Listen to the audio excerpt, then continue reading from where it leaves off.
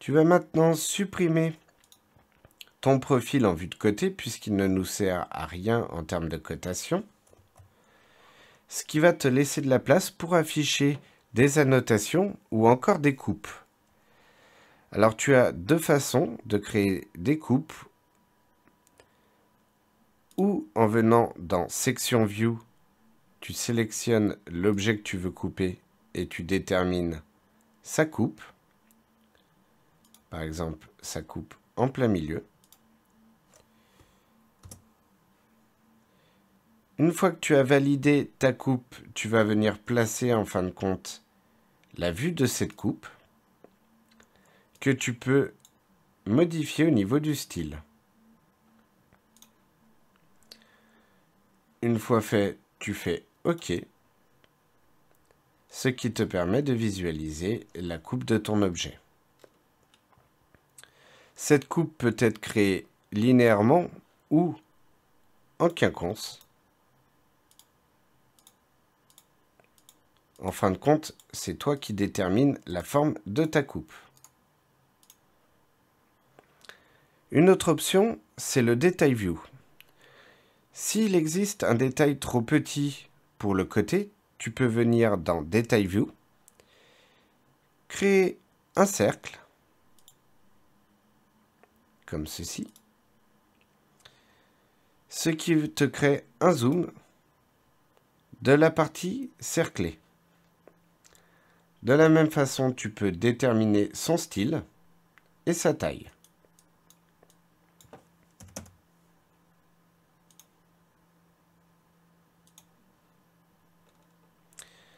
Tu peux voir juste dessus son échelle d'agrandissement.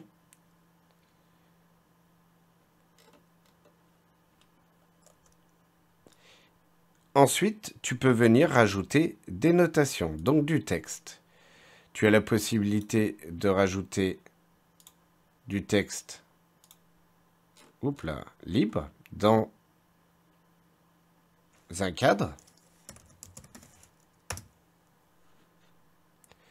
Tu as alors des options d'alignement et de mise en page du texte, donc gras, italique, sa taille, son type de police. Il est possible aussi de venir mettre de la notation avec une flèche. Donc par exemple, je vais venir cliquer sur le support de mon axe, comme ceci, et mettre support axe.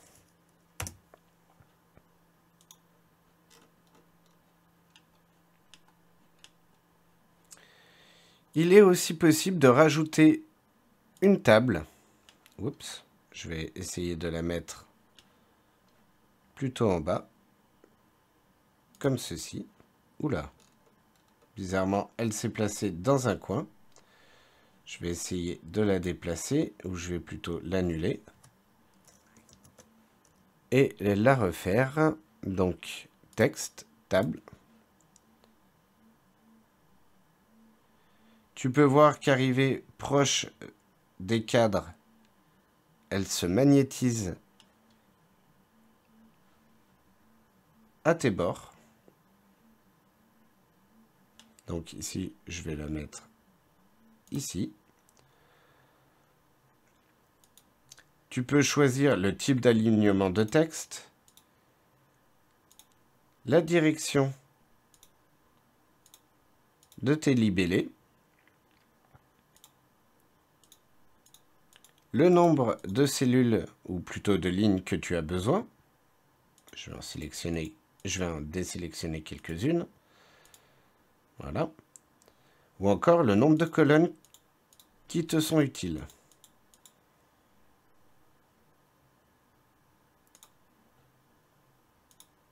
Ce panneau, tu peux donc le modifier à ta guise avec les petites cellules ici présentes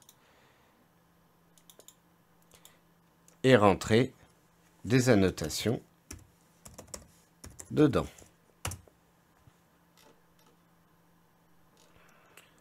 Donc ici, il est un peu grand, je vais le supprimer. Voilà. Il est aussi possible de rajouter des symboles ou encore une liste des différents matériaux utilisés dans ta scène. Donc, on peut voir ici que l'axe engrenage est configuré en acier et que l'engrenage lui-même est aussi défini en acier. Tu peux venir rajouter des descriptions au besoin et tu peux bien sûr supprimer ce tableau si tu ne le veux plus. Il est aussi possible de générer des ballons avec des cotations qui correspondent à cette liste. Une fois que ta mise en plan est prête, tu vas venir en bas dans le tableau pour lui donner différentes informations. Pour écrire dans ce tableau, tu double-cliques dessus normalement. Ah, j'étais encore dans l'outil ballon, donc je ne pouvais pas rentrer dans mon tableau. Donc tu double-cliques dessus et tu remplis les title blocks avec les informations qui t'intéressent. Tu fais OK. Tu peux voir l'information se rajouter. Ce panneau, tu peux le déplacer en le sélectionnant et en venant déplacer donc sa cellule. Une fois que tu as fait l'intégralité de ta mise en plan, tu peux aller dans Output et le sortir soit en PDF, soit en DWG, en Drawing Template pour une prochaine fois ou en CSV.